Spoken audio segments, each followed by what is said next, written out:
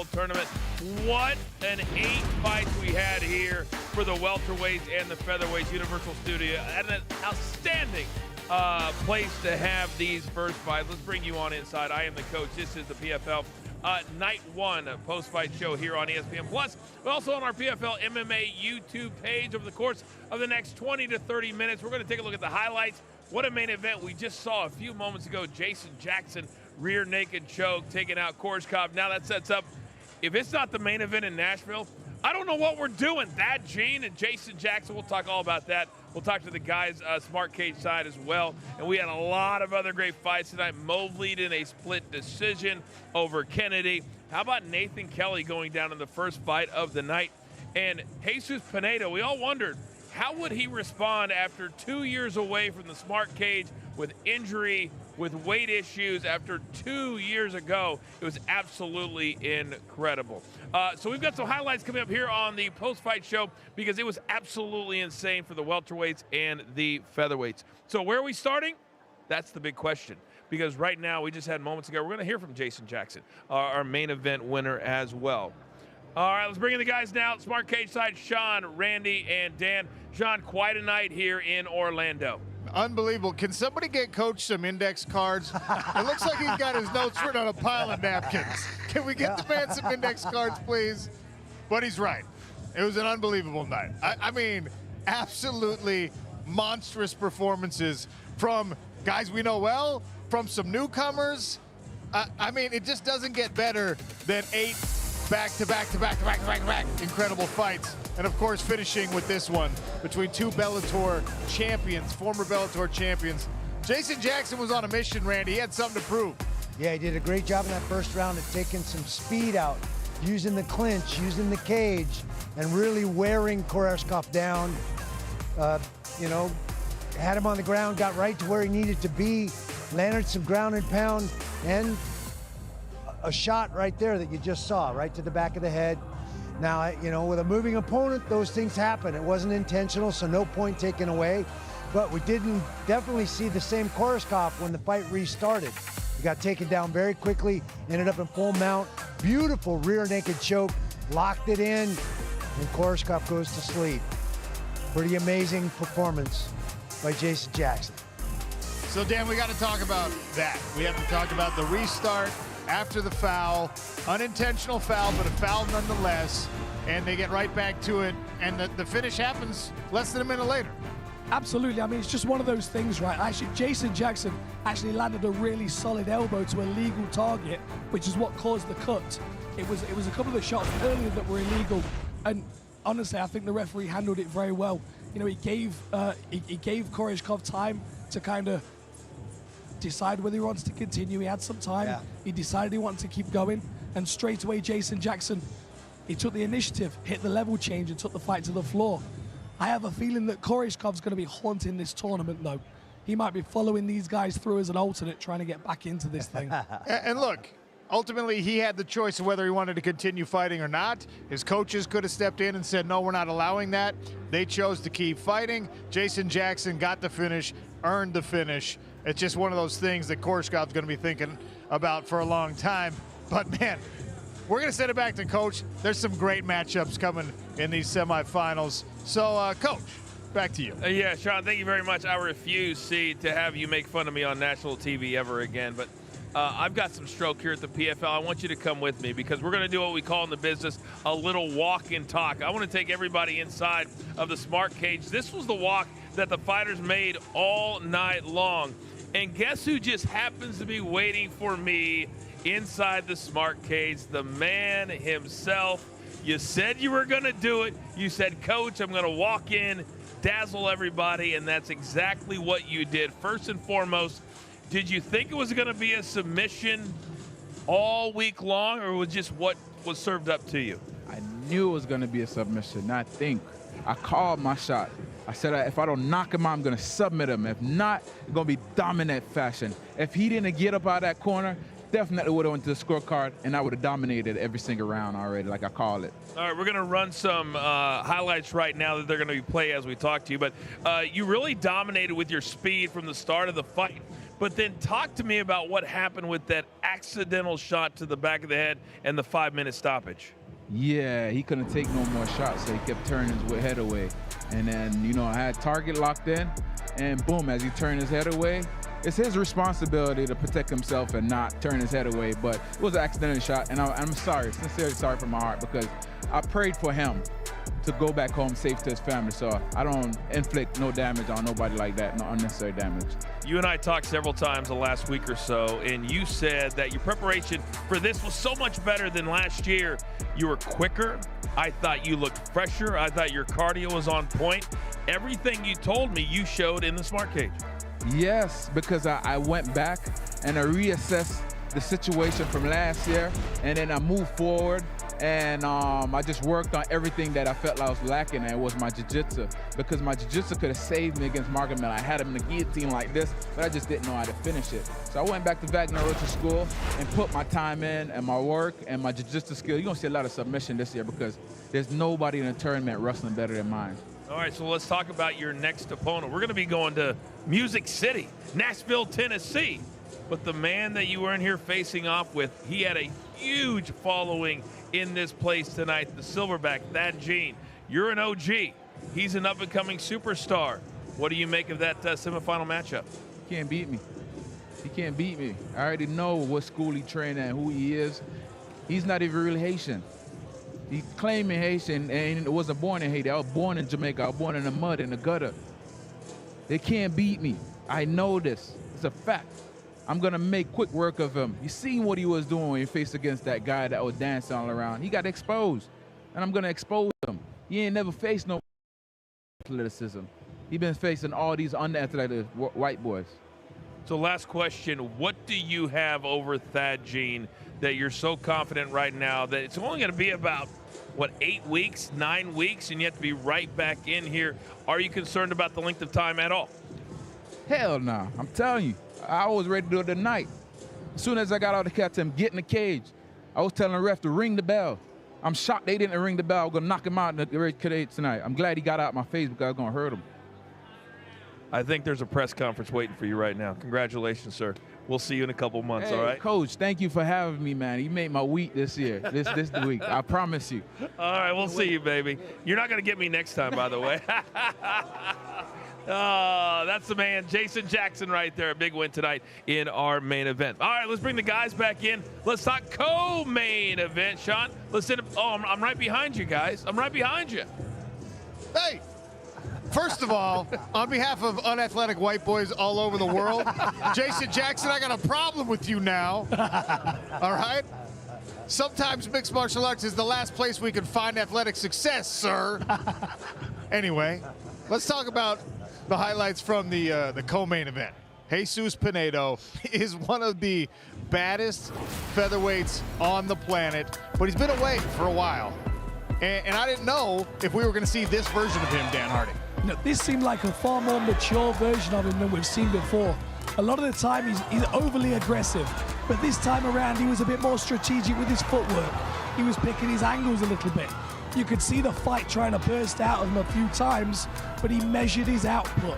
And when he landed the shots that he needed to, he just looked spectacular. And he knows that he's going to be in the final. You can't tell him anything else. He knows he's going to be in the final.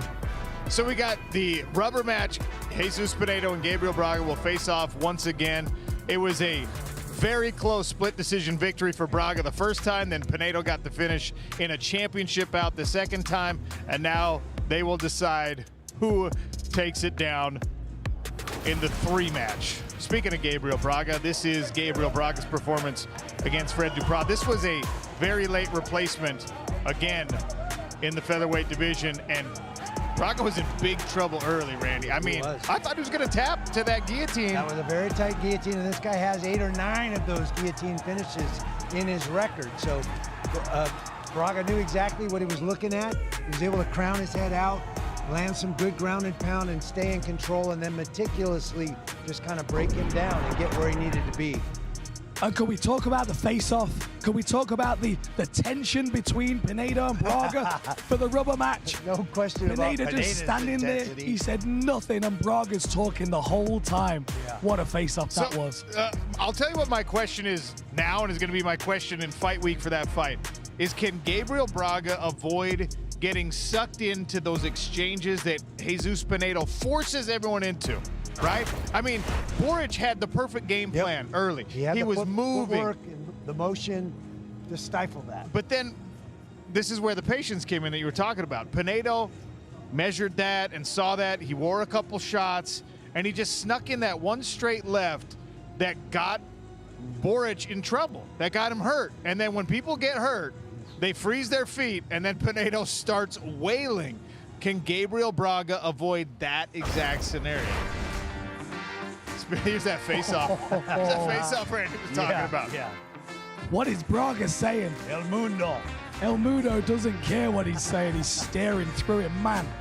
I wonder how much of that, Jesus, because Spanish and Portuguese have enough similarities that you can kind of understand a little bit crossover. I wonder how much Jesus Pinedo is like, I know exactly what you're saying. I wonder how much he cares. I think he knew exactly what he was saying. I think he was stoic intentionally. Look, the fight of the night tonight was probably Khaibulaev and Kennedy. Performance of the night, if we're talking about the breakout star, can we talk about Thad Jean? Yeah, that was impressive. That was the one I wanted to see. Especially given the fact that he was stepping up in competition. 8-0 versus Berkamov, who's had, what, 19-2? He was 17-2 coming in. Like an incredible amount of experience, and Thad never looked out of place. Slipped the jab, right hand to a left hook. Absolute beautiful. And the confidence in the post-fight interview, the confidence in the face-off with Jason Jackson. This might be his year. This might be his coming out party. Well, you heard him mention Dakota Ditcheva in the post-fight interview, right? We saw Dakota Ditcheva do this, where she came up undefeated, and then when she was, 9-10-0, people were like, you haven't fought anybody. You can't say that about Thad Jean anymore. Mohamed Berkamov had wins over big-time championship-level fighters, and Thad Jean knocked him out. Incredible. And look, if you think about Thad Jean's year this year, if he's successful, he's beaten Berkamov, he would have beat Jason Jackson, and then he's either going to have beaten Logan Storley or the guy that beat Logan Storley. They would be 3 huge wins for a guy that's had less than 10 fights. Thad Jean caught up with Kennedy Smith after his win. All right, Thad Jean, you just had an amazing fight in your home state in front of all your friends and family cheering you on. Take me through the emotions of that win. I mean, I get excited. I get antsy. I don't get antsy because of the fight. I get antsy because I want to hear my people. I want to hear my nation. I want to hear my supporters go crazy, because I know they're going crazy for a reason, because they believe in they believe in me. And I want to make sure that their belief doesn't go to waste. So it's an amazing feeling. It's surreal. You take down Berhamov with a leaping left hook, finish him off with some hammer fists. I mean, take me through that moment. That's a silverback. It's a silverback. It's power. I'm not loading up on punches. I mean, in the beginning, I guess I really was loading up on punches, but that's just filling your opponent out. And I started to see his punches. I started seeing how slow he was bringing his hands back. So I was like, okay, I'm gonna set it up. I missed with my cross. I really wanted him with a cross hook, but if one misses, there's another opportunity. And that left hook was there, and I made sure I got it. I seen him trying to come back up, but again, it's a silverback. I'm gonna pounce on you. And I made sure I took him out. I mean, this is a huge win. You've obviously got a lot of talent in the cage, and you've got the personality. I mean, are you trying to be the next face of the PFL? I am the next face of the PFL. All right, there, he said it. I am. Awesome, congratulations. All right, you get a gold star for this fight of the night. I don't know if I can give a bonus or something like that, but these guys deserve it. Kennedy and Khaibulaev, we have never seen, Randy, Mavlid Khaibulaev in that much trouble. No, he was in huge trouble in the first round, time and time again. And here's the second round where he comes back, storming back, hits him with that right hand and staggers Kennedy. And then the flying knee that we've seen him so many times land. And then that third round was an amazing round, back and forth. Each guy had their moment. Each guy hurt the other guy. Very tough fight to score. And who actually won? Was there a 10-8 round there for either one of these guys? None of the judges gave that, but could make a case for that. You see the little twin growing behind Mo Bleed's, Mo Bleed's ear from that shot from Kennedy in the first round that wobbled him. And he had a lot of trouble coming back from that, but man, did he come back in the second round in amazing fashion. So look at the semifinal matchups here. You got the rubber match between Pinedo and Braga, and then Mavlid Haibulaev, an established champion here in the PFL, against the guy in Taekyun Kim, who's much less experienced, much less known, but very formidable, who was clinical tonight against Nathan Kelly. He looked fantastic. I enjoyed researching Kim, to be honest. I was very surprised at how diverse his skill set was.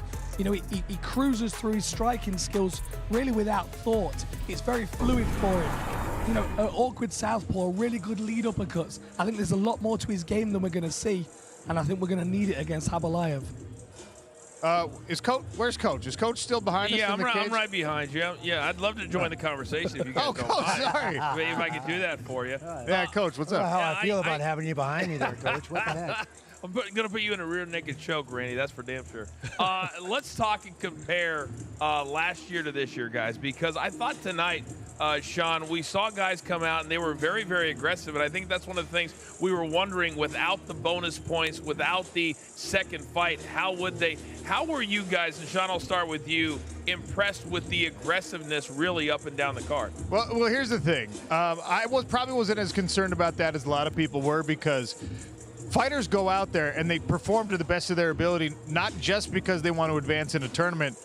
You want to beat the guy in front of you. You want to get the win check, and you want to prove to everyone that you are the better man in competition. And for a lot of people, the best way to get that done is to fight aggressively, is to go after the finish, is to have these emphatic techniques. Because, yeah, there is the lay and pray. There is the ability to just play the conservative route, but that is dangerous, because every time you make a move, if you make a mistake, the longer you're in there, the more likely it is that there's going to be an error on your side of things and that your opponent's going to take advantage of that. So the guys went out and they attacked, and we saw a nice diversity of skill sets. We saw some submissions. We saw some cuts. We saw, of course, the big knockouts. And this is what the tournament is going to yield, because nobody wants to fight 3 decision victories on their way to a championship. That's a lot of extra time. That's a lot of extra wear and tear. That's a lot of extra risk for injury. And more importantly, risk that your opponent can have that moment that you didn't have in the fight and finish you.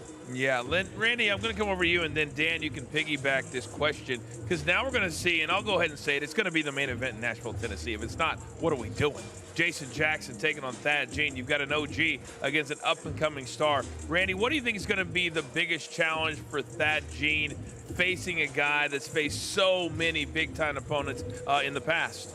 I think he has to be careful not to get caught up in the hype going into a big fight like that. Stay within himself. Use that range. He's got those long-range weapons in both his hands and his feet. And Jackson's showed tonight he's got the ability to close the distance, use that wrestling and that clinch range stuff. And that could be Thad Gene's undoing. So he needs to plan appropriately for Jason Jackson, for sure. The guy's got a ton of experience. He's a passionate fighter. He's got to maybe push his buttons a little, because Thad's not afraid to run his mouth a little bit and get him to think about other things, exactly how to go out and beat Thad Gene. But use that.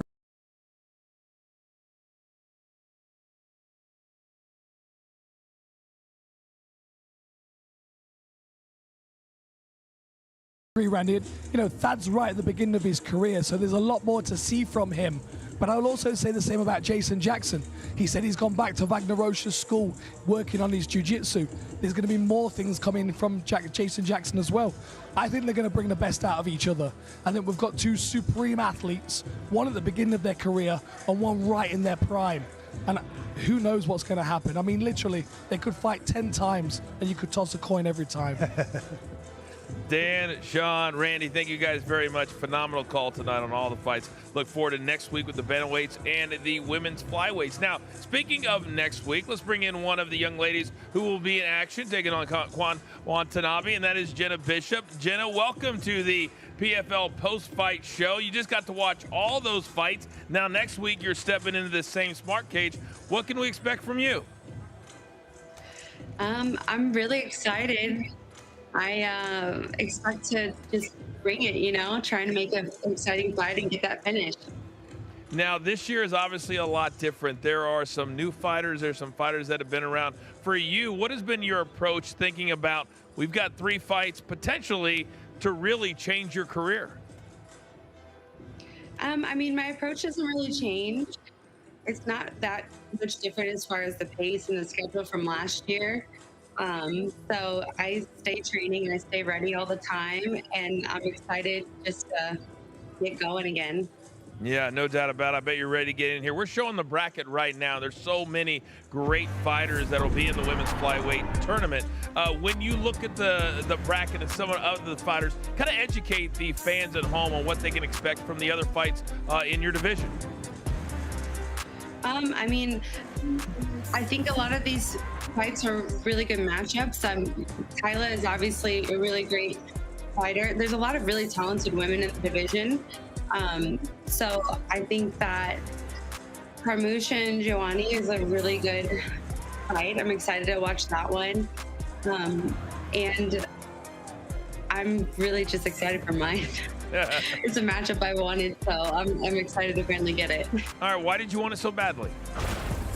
Well, I was supposed to her in Japan, but then somehow that fell through and she was fighting someone else, so I was kind of like sad about it. I really wanted to fight in Japan. That would have been really cool, but and it's just like a good stylistic matchup, I think, for me. Now, there's no doubt, final question, there's a lot of pressure. This is one shot, win and move on, lose and go home. Do you like the tournament format? Yeah, I think so. I think it's fun. I like that you kind of see ahead. I definitely don't want to look ahead too far because you have to take it each fight at a time, but it's nice to kind of know what's going to happen and have an idea of your schedule for the year and know what's coming and how to kind of plan out the whole year. All right, well, we look forward to seeing you next week right here inside the Smart Cage. Jenna Bishop, she has number one for the women's flyweights next week with the bantamweights. Jenna, have a great night. Thank you for joining us here on the Post Fight Show. Now, as we put a bow on tonight, featherweights and welterweights, they really came out of the blocks in impressive fashion. Now, next up, for the first time ever here in the PFL, we've got 135ers, the bantamweights. You're going to see a bunch of really quick dudes inside the Smart Cage next Friday night. Now, the next 3 weeks, well, the next 2 weeks and a week off, and then we've got May 1st. So August 11th, August 18th, and then May 1st. Remember, it's 8 divisions, 8 fighters in each division, 64 fights. And do not forget, coming up in June, we've got the semifinals, Nashville, Wichita, Chicago. Tickets are on sale right now, and then championship month will come up in August. It is 3 fights in about 5 months. It's a difficult schedule, but whoever can come out on top certainly will change their career forever. Once again, congratulations to the 8 winners tonight, including Jason Jackson in our main event. He will face Thad Gene. Thad Gene had everybody rocking in here with the knockout of the night. They will meet in 2 months, probably main event in Nashville, Tennessee. For the guys, for Ian Parker, for our entire crew, thanks for joining us on night number 1. We'll see you next week right back here, Universal Studios in Orlando. I am the coach. Have a great night. Have a great weekend. Take care.